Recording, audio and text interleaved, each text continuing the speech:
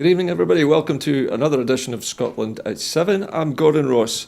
The headlines tonight. Boris Johnson is to ask MPs to back an election on the 12th of December. This coming out today.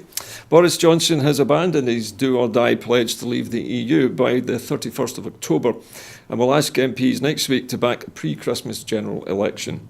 The Prime Minister has written to Jeremy Corbyn saying he will give Parliament one last opportunity to scrutinise his withdrawal agreement bill and hopes to get his bill passed by the 6th of November. But he will also table a motion under the Fixed Term Parliaments Act next Monday, asking for an early general election. Now, MPs would then vote on the motion on the same day. In his letter, Johnson has said, an election on the 12th of December will allow a new Parliament and government to be in place by Christmas. If I win a majority in this election, we will then ratify a great new deal that I have negotiated and to get Brexit done in January, and then the country will move on. Mr Johnson had previously said he would wait for confirmation from the EU 27 of the Brexit delay that he reluctantly requested on Saturday before deciding on his next steps. He sent a letter to Brussels asking for an extension to Article 50 as the Benn Act required after MPs refused to fast-track his deal through Parliament in time for the 31st of October deadline. The election motion will need the support of 2/3 of the Commons, equating to 434 MPs. Labour has said it will support a general election once the extension is in place, a decision the EU 27 are expected to confirm on Friday. Johnson told the News, the way to get Brexit done is, I think, to be reasonable with Parliament and say if they genuinely want more time to study this deal, then they can have it. But they have to agree to a general election on the 12th of December. And that is the way forward, because this Parliament has been going on for a long time without a majority. He also added, it's refusing to deliver Brexit. It's impossible to deliver legislation. It's time, frankly, the opposition summoned up the nerve to submit themselves to the judgment of our collective boss, which is the UK. Earlier, Mr Johnson met his cabinet, some of whom, including the Northern Ireland Secretary Julian Smith, were reluctant to support the idea of entering into a general election campaign without yet having left the EU. The Brexit bill passed its second reading in the Commons on Saturday by a larger than expected majority of 30, and Smith believed that that would be sufficient to carry it through all of its stages in Parliament. But some of his colleagues, including the Chancellor Sajid Javid, feared that the majority could easily melt away, encouraging Johnson to head straight for the polls. But unfortunately, it's already failed to get past the programme motion. And so, as we know, the bill has now been paused. The opposition have said they will not. The opposition have said they won't support a general election until they are sure that no deal is off the table. Labour had twice blocked the Prime Minister's plan for a mid-October election, warning that Johnson would use the period which Parliament was suspended to take the UK out of the EU without a deal. Okay. We also believe that Pete Wishart has made some comments tonight, and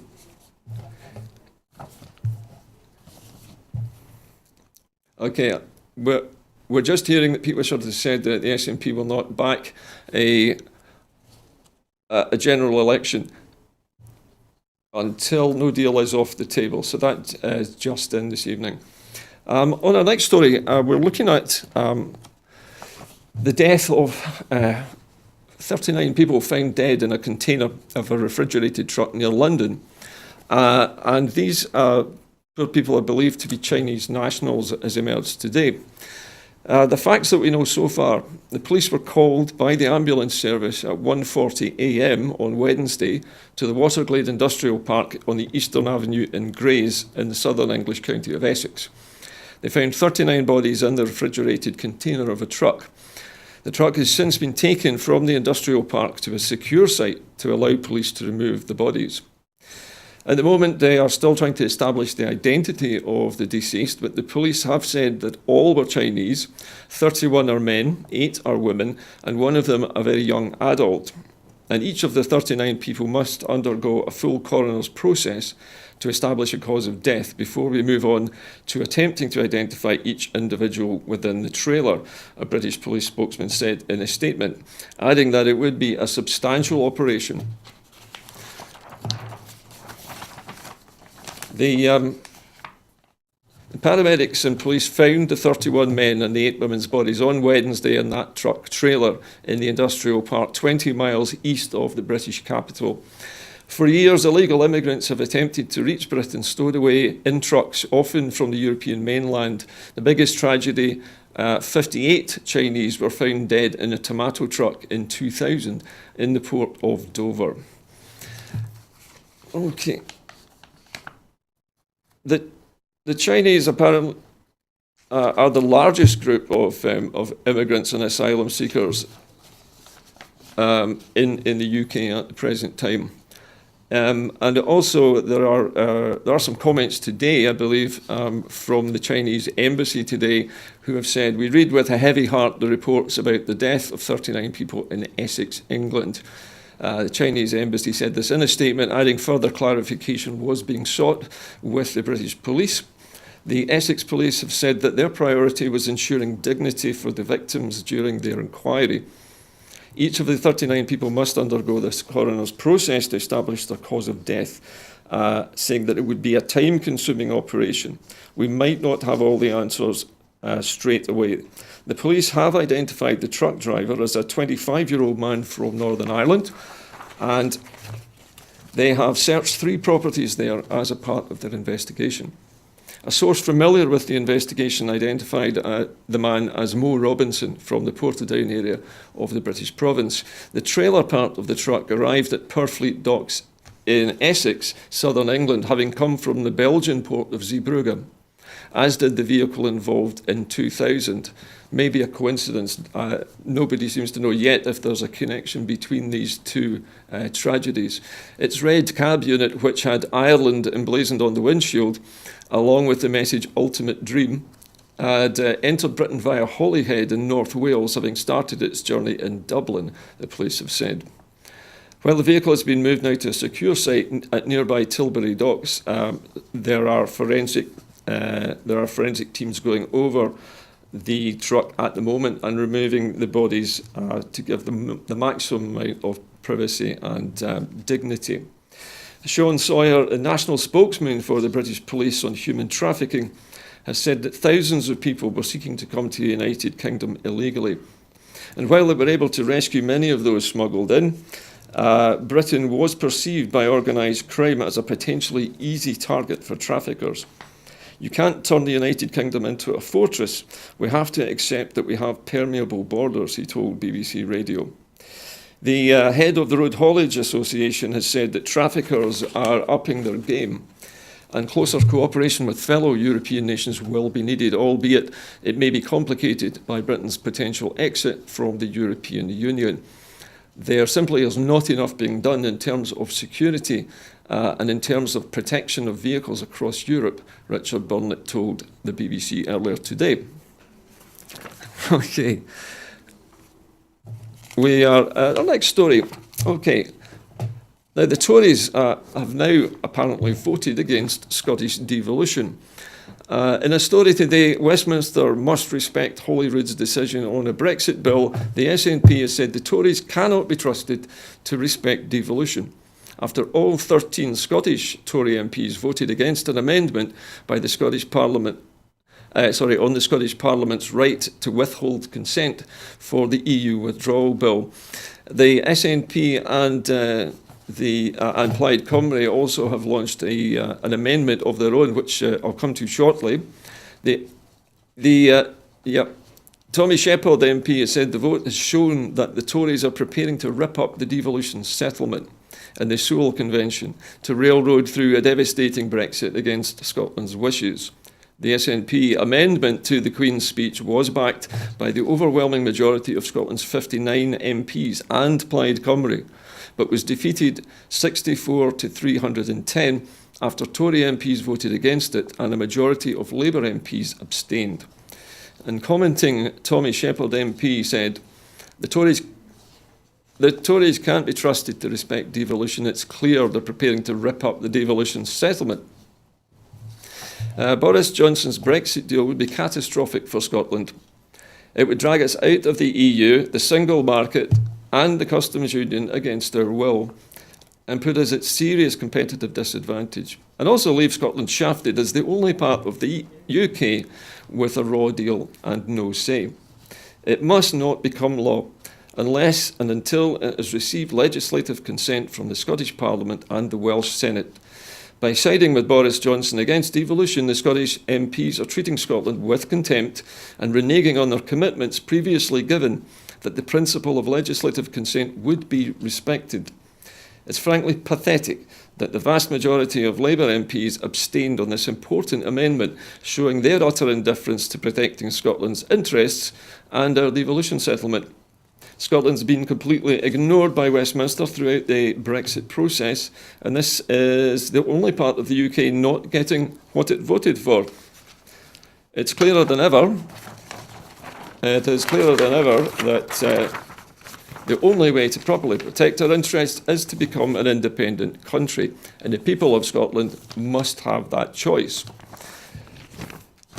Okay, also we've had comments from Ian Blackford, the SNP leader at Westminster, and he has also said in respect of the SNP and Plaid Cymru amendment as tabled that when Boris Johnson's toxic Queen's speech comes before Parliament, all SNP MPs will vote it down.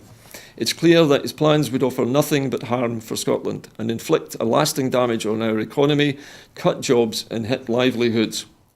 Boris Johnson's shown nothing but disdain for Parliament and for the devolved nations. He has hijacked the Queen's speech for electioneering amidst a continued Brexit chaos created by his government. Scotland's already paying a heavy price for Brexit. A new analysis by the Fraser Allender Institute reveals that Brexit has already cost the Scottish economy £3 billion, and this is before we have even left the EU. The damaging Queen's speech that consigns Scotland to further austerity and lasting harm. These are comments from the SNP's economy spokesperson, Kirsty Blackman MP. And in commenting, she has said that the SNP has warned that the Tories' damaging Queen's speech would consign us to further austerity, lasting economic and social harm, and cost thousands of jobs, adding that Scotland's voice and interest had been ignored throughout the entire process. The Tory government's legislative programme passed through the House of Commons today with a majority of Tory and Labour MPs refusing to back the SNP's amendment that sought to prevent the UK government from ending freedom of movement, which is vital to Scotland's businesses and economy.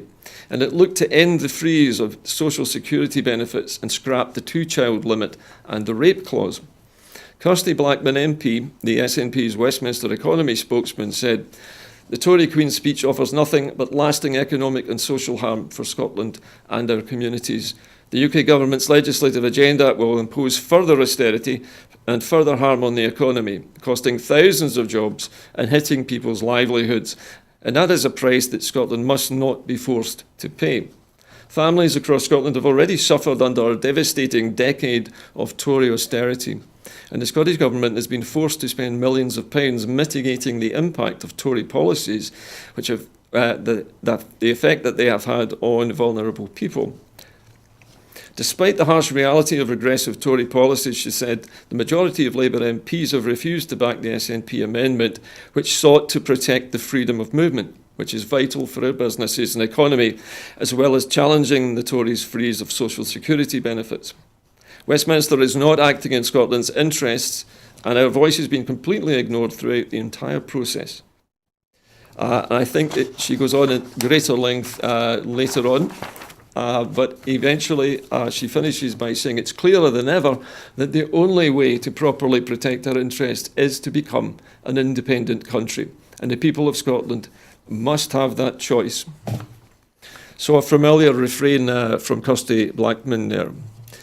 On to our next story, and this is, again, regarding Brexit, but in a different way.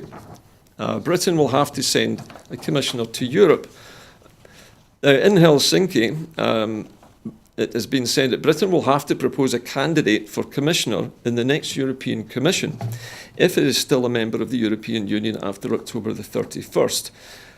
This according to the incoming Commission head, Ursula von der Leyen. She came out with this statement on Thursday. The EU executive of Jean-Claude Juncker is due to end its 5-year term on October the 31st, the same day that the British Prime Minister Boris Johnson has promised his country would be leaving the bloc. Britain's departure date now seems almost certain to be put back, whilst the postponement of 1 month to the start of the new Commission is almost certain because it is still missing commissioners from France, Hungary and Romania. And under EU law, each of the EU's 28 countries, including Britain, must have one commissioner. Britain did not propose a candidate for Commissioner when the other 27 EU countries did, because Boris Johnson was adamant that his country would no longer be a member of the EU in November. He was then forced by his own parliament to ask for a delay in Brexit till January the 31st, throwing open the question of Britain proposing a member of the EU executive.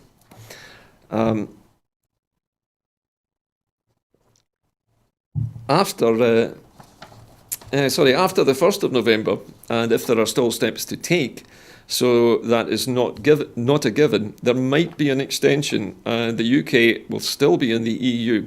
And then, of course, according to Johnson, I would ask the UK to send a commissioner. And von der Leyen also said that the EU had to consider whether to grant Britain an extension, a discussion which she says looks really good, and if so, for how long? Antti Rinne, the Prime Minister of Finland, which now holds the rotating presidency of the bloc, said maybe all of the EU countries backed an extension for London. Von der Leyen said she would soon invite the French candidate for Commissioner, Thierry Breton, for an interview to discuss the EU single market and the digital agenda. A portfolio he would likely be given if he passes the hearing in the European Parliament. Okay, moving on now to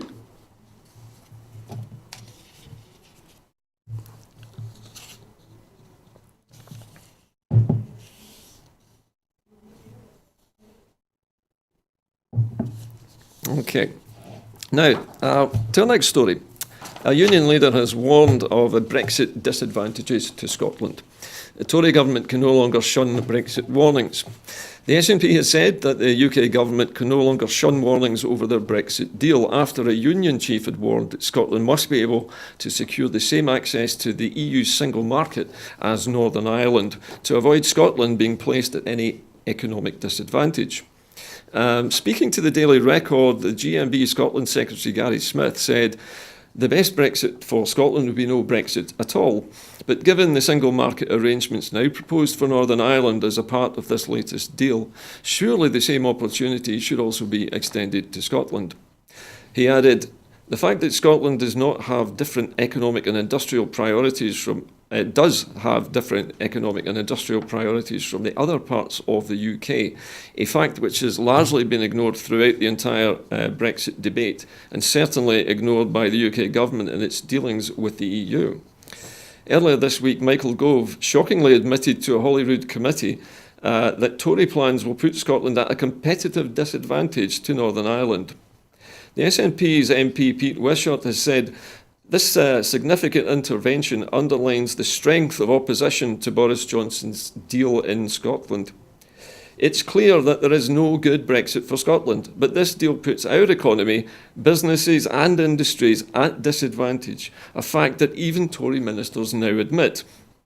The SNP will continue doing everything we can to stop Brexit, including a no-deal disaster, and to stand up for Scotland, in contrast to the Tories, who have recklessly gambled with Scottish jobs by voting for Brexit at every single opportunity. People across the country are looking at this Brexit mess in despair, and Scotland, which voted more decisively than anywhere else, is alone of all the nations of the UK being ignored and given no say whatsoever in its future relationship with the European Union. The case for an independent Scotland in Europe is now stronger than ever, and the people of Scotland must be given the choice. Again, the refrain coming from the SNP still we must get our independence in order to put things straight. Now, moving away from Brexit and the SNP for a while, and we're going to home in now on the antics or the activities of the former leader of the Scottish Conservatives, Ruth Davidson. Now, Ruth Davidson has been told by her critics to decide what day job matters, especially by the SNP, after picking up a lucrative job with a lobbying firm while still sitting as an MSP. The move, which will see Miss Davidson paid £50,000 for 24 days' work per year, will see the sitting politician advise the PR firm on politics, with the MSP saying it's about helping people get ahead of where it is going and letting them know what government thinking is and what campaigns are brewing outside of it. The appointment has been condemned by industry figures, with the Public Relations Communications Association saying it was simply wrong for a serving politician to take such a role, and it would damage both the industry and political process by adding the potential for conflict of interest was clear. In commenting, the SNP MSP Gordon MacDonald has said, this is a monumental misjudgment from Ruth Davidson, who can't simply be allowed to accept cash from a lobbying firm whilst continuing to sit as an MSP.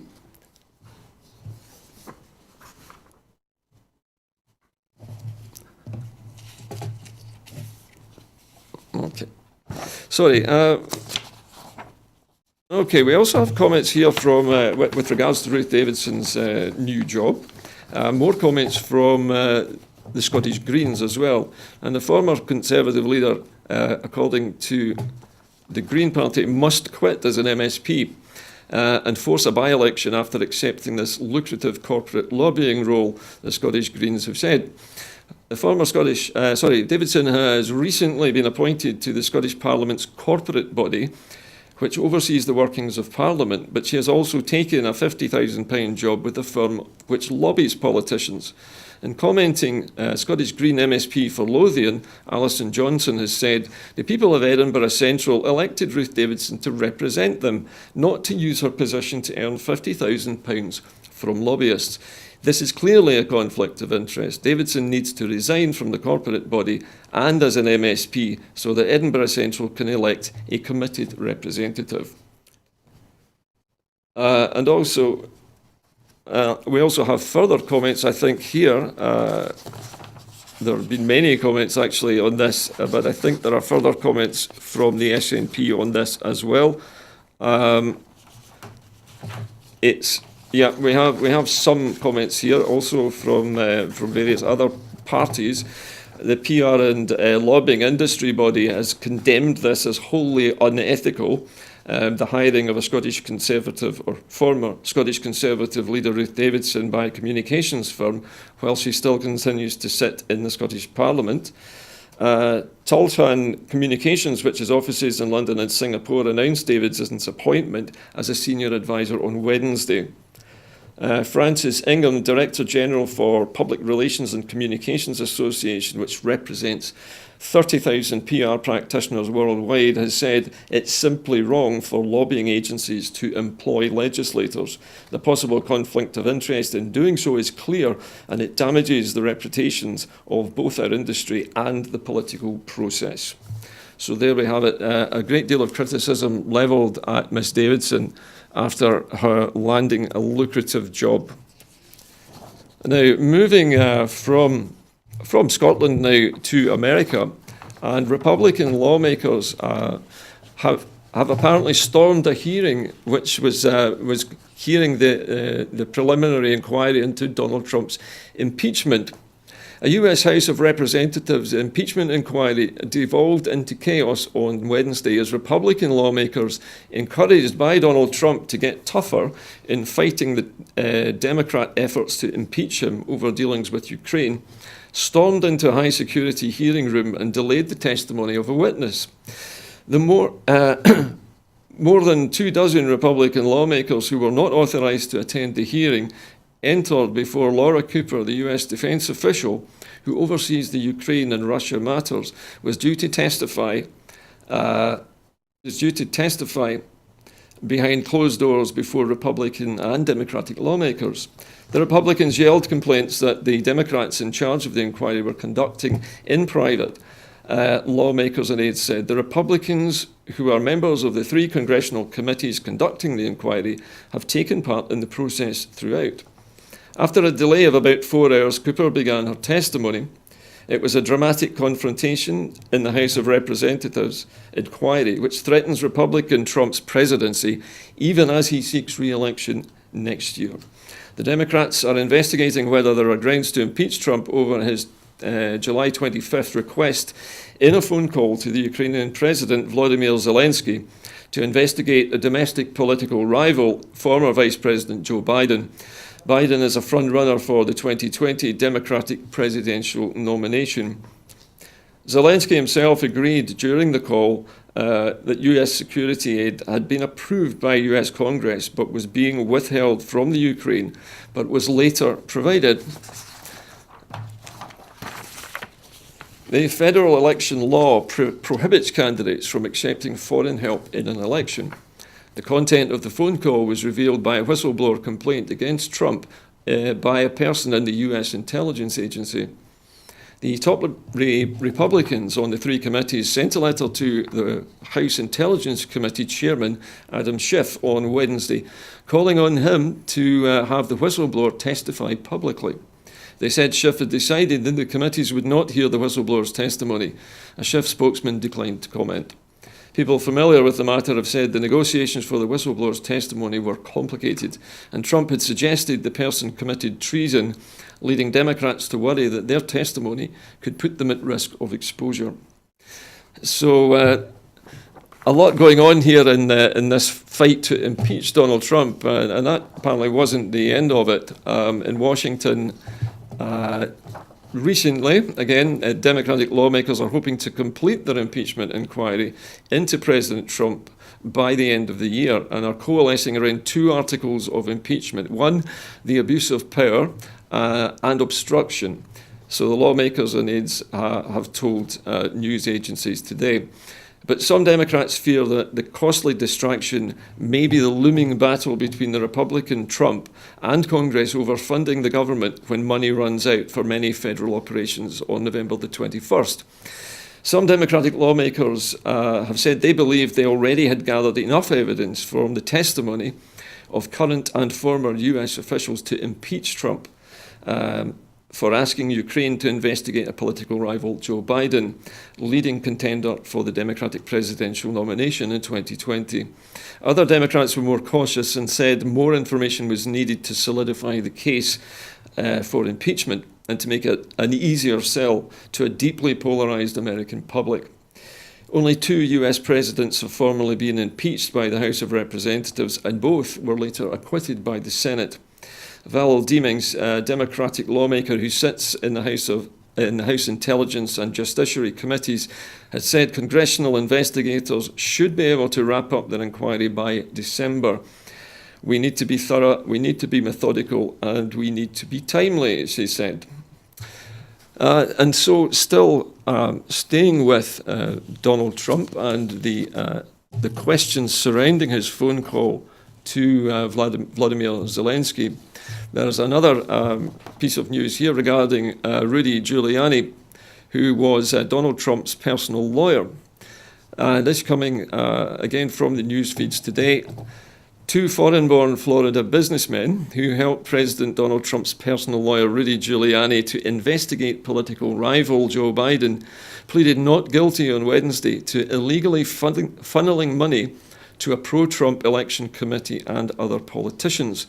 Ukraine-born Lev Parnas and Belarus-born Igor Fruman entered their not guilty pleas to federal campaign finance charges before the US District Judge Paul Oetken in Manhattan.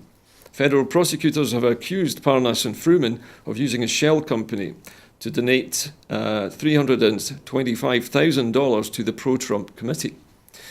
And the America First action and raising money for the former US Representative Pete Sessions of Texas as a part of an effort to have a Republican president remove the US ambassador to Ukraine. The arrest of Parnas and Fruman at a Washington area airport earlier this month as they prepared to fly out of the United States on one-way tickets was yet another political hazard for Trump amid the fast-moving impeachment inquiry by a Democratic-led House of Representatives. Both Parnas and Fruman are currently free on bail, and the two men have been charged with conspiracy, making false statements to authorities, and falsifying business records. Now, leaving Donald Trump, now we are travelling to Spain, where the body of the fascist dictator Franco has recently been exhumed and flown to a cemetery near to Madrid. The Spanish dictator's body was moved from a tomb in the Valley of the Fallen to lie alongside that of his wife. The body of the Spanish dictator Francisco Franco has been exhumed from the tomb in the Valley of the Fallen, where it has lain since his death in 1975, and is being taken by a helicopter to lie alongside that of his wife in a cemetery near Madrid. Shortly after 10:30 local time, the Spanish government announced that the operation to move his body was underway. 22 members of the Franco family gathered in the Basilica along with Spain's Justice Minister Dolores Delgado in her role as first notary of the kingdom. A canopy was erected to cover the grave and to guard against any attempts to film the exhumation, and those present were checked for electronic devices to make sure there were no images or sound recordings. The 1.5-ton slab that covered the tomb was lifted and the coffin was brought up. Although the zinc-lined casket had deteriorated, the family chose not to transfer the remains to a new one. The body was officially blessed by the Benedictine abbot of the basilica, and the coffin brought out of the church's entrance just before 1 p.m. on the shoulders of 8 of his descendants. It was swathed in cloth and topped with a huge wreath. As they lowered the coffin into the hearse that would take the body to a waiting Air Force helicopter, family members shouted "Viva España." A private family service will be held inside the Franco mausoleum at the Mingarrubia El Pardo Municipal Cemetery, where the dictator's widow Carmen Polo was buried after her death in 1988. Now, the government has said his remains need to be moved, as they could no longer remain in a public mausoleum that exalts his figure. According to that, the removal would symbolically close the circle of Spanish democracy. So, Spanish democracy, apparently, according to this, is what they are saying will now be closed. This, an effort by the new Spanish leader, I think his name is Pedro Cortés, I believe, to close the chapter of fascism by making this gesture. But of course, there are still allegations that there are many Francoists still lurking around in the Spanish government as we speak, and in the judiciary as well, apparently, allegedly. Now, we're moving from the exhumation of the Spanish dictator's body now to Hong Kong, where protesters are to rally for, in support of Catalan separatists as China speaks out. Now, Hong Kong protesters plan to rally on Thursday in support of demonstrators pushing for a separate Catalonia in northeastern Spain, as the Chinese official denounced months of mad violence in Hong Kong and pushing for independence. The protests in Spain's wealthiest region of Catalonia bear some resemblances to the demonstrations in the Chinese-ruled territory of Hong Kong, where millions have taken to the streets for 5 months to vent their anger over what they see as Beijing's tightening grip on their city. Most protesters in Hong Kong want greater democracy, among other demands, although a small minority is calling for independence, a red line for the Communist Party leaders in Beijing. It is becoming more and more clear that this is not a peaceful demonstration in Hong Kong at all, but a violent crime that is mad, Zai Feng, the Commissioner for the Chinese Foreign Ministry in Hong Kong, has said in his speech. The real purpose of the Hong Kong opposition and the foreign forces behind it is to disrupt Hong Kong, overthrow the legitimate government and to seize the power of governance. So obviously the Chinese government is getting very worried about the situation in Hong Kong, and they're turning this into a bit of a battle with the West. It is to turn Hong Kong into an independent or semi-independent political entity and to subvert one country, two systems. And this is a delusion. Hong Kong is China's Hong Kong, according to the Chinese foreign minister. Now, under the terms of the 1997 handover from Great Britain, Hong Kong was allowed to retain extensive freedoms not enjoyed in mainland China under the one country and two systems formula, including an independent judiciary and the right to protest, which they're obviously using to some effect. But many in Hong Kong are angry at what they see as the relentless march towards mainland control. So, although there are some superficial similarities between Hong Kong and the Catalan battle for independence, I think the two, apart from the levels of violence being visited on the demonstrators by the police, there are not that many similarities. The two systems vying for power, one is fascist and one is communist. However, the people themselves obviously are looking in Catalonia for full independence, not separation as has been billed. Now, moving back to Scotland, and the Scottish Greens, again, calling for a new Green Deal. A new report has been issued by World Wildlife Fund for Scotland and shows the need for a Scottish New Green Deal, Mark Ruskell has said. It's called Delivering on Net Zero, the Next Steps for Scotland. The report calls for a doubling of the energy efficiency measures in Scottish homes to reduce the reliance on fossil fuels. A Scottish Green New Deal proposes large-scale retrofit programmes, new building regulations and an expansion in heating networks. In commenting, the Scottish Green Energy spokesman Mark Ruskell said, "I welcome this report which backs up what we have proposed in our Scottish Green New Deal. As well as dramatically reducing our reliance on fossil fuels, measures to improve the efficiency of our homes would be a progressive step, greatly reducing the fuel poverty in Scotland, which is far too common." And these are not radical ideas. All over Europe, countries are committed to district heating, mass retrofit of existing properties, and there is no reason why Scotland cannot do the same. So a rather more optimistic report from the Greens there.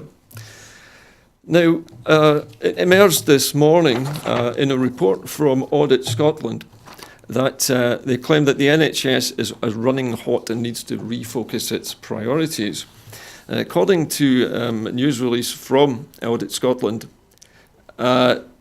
Scotland's NHS needs to refocus its priorities and speed up the health and social care integration and system-wide reform.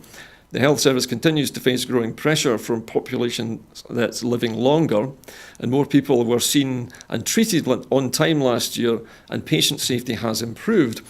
But just 2 out of the 8 key waiting time standards were met, according to Audit Scotland, as staff struggled to meet the rising demand for care. Achieving financial stability also remains a major challenge for health boards. Half of all NHS savings were non-recurring, and while predicted deficits and the reliance on additional financial support from government have increased, the capital budget has also reduced by 63% over the last decade, and there is a near £1 billion backlog of maintenance and issues around high-profile capital builds. Now, the Scottish Government has responded to this report positively today, and this report comes from the Health Secretary, Jean Freeman. She says, "I welcome this Audit Scotland report, which notes the positive steps that have been taken by the Scottish Government and health boards to deliver for the people of Scotland. It also recognises the challenge our NHS faces, such as an increasing demand, building a sustainable workforce and the pace of change. To address this, we have increased financial flexibility for NHS boards, and our £850 million waiting time improvement plan will help to address financial challenges and improve access to care, steps which the Auditor General highlights positively in this report. Our focus on developing leadership, which has resulted in positive changes to recruitment and retention, has also been welcomed, and this is something that we will look to broaden out across the workforce.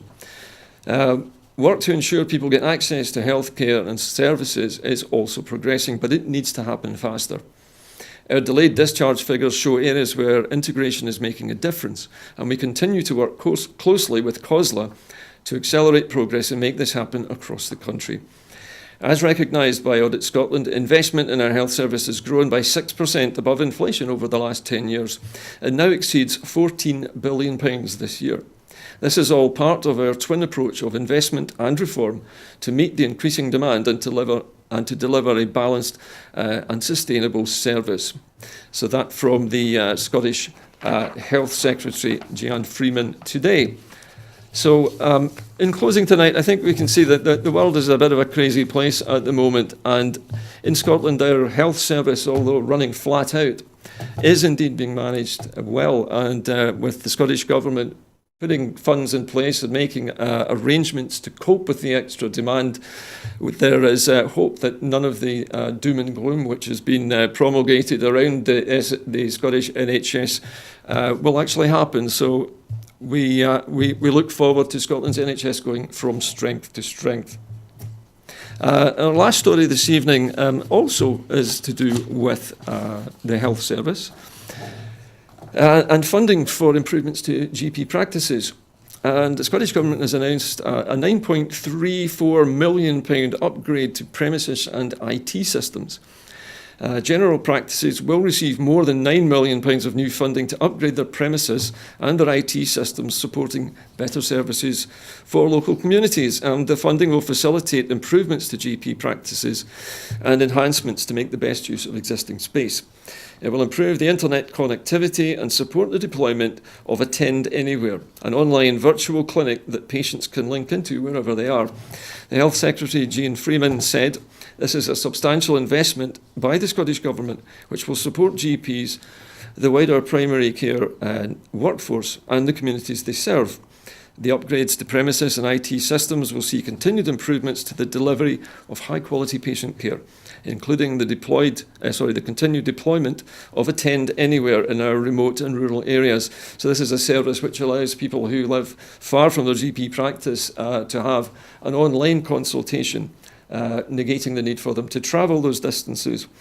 This investment, Ms Freeman said, is a part of a wider commitment to increase general practice funding by £250 million by 2021 as part of an extra investment of £500 million.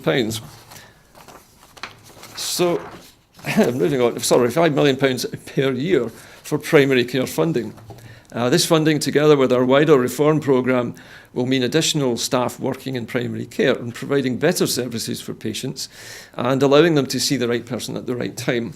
The Scottish GP Committee Deputy Chair Patricia Moultrie has said this is a welcome funding for GP premises and will allow partners to improve their practices and give much needed updates to their IT systems. This funding is definitely a step in the right direction in regards to making premises fit for multidisciplinary teams working within general practice in the future, as we look forwards towards the developments of Phase 2 of the GP contract. So again, finishing tonight on a positive health service story in Scotland. And that's about it from me this evening, and I hope you've enjoyed this evening's show. As you know, making television programmes is an expensive business, so as usual, I'd like to appeal to you as viewers to support Broadcasting Scotland by becoming a Broadcasting Scotland supporter. You can do so by following the on-screen instructions that you see on your screen just now. In the meantime, from all of us here at Broadcasting Scotland and from the Scotland at 7 team, a very good night to you.